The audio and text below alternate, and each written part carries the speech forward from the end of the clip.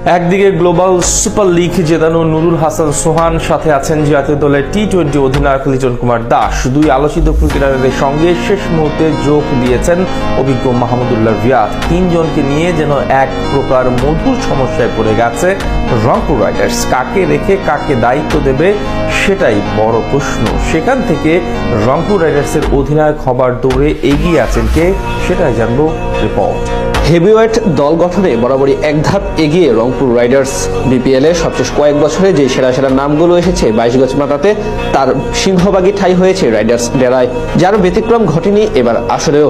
2026 BPL এর নিলাম থেকে যেমন সবচেয়ে শক্তিশালী স্কোয়াড গঠনে মনোযোগ ছিল তাদের, তেমনি ডিরেক্ট সাইনিংও করেছে বাজিমাত। আর সেটি করতে গিয়ে এখন উল্টো মধুর সমস্যা ডেকে এনেছে ফ্র্যাঞ্চাইজিটি। একসাথে 3 অধিনায়ককে দলে ভিড়িয়ে ফেলেছে উত্তরবঙ্গের প্রতিনিধিরা। অকশনের আগে ডিরেক্ট সাইনিং এর মাধ্যমে মুস্তাফিজুর রহমানের সঙ্গে তাদের প্রথম ডিরেক্ট সাইনিং ছিলেন নুরুল হাসান সোহান, যিনি কিনা সবশেষ কয়েক আসরে নেতৃত্ব দিয়েছিলেন রংপুর রাইডার্সকে। এরপর নিলামে প্রথম পছন্দ হিসেবে যুক্ত হন লিটন কুমার দাস।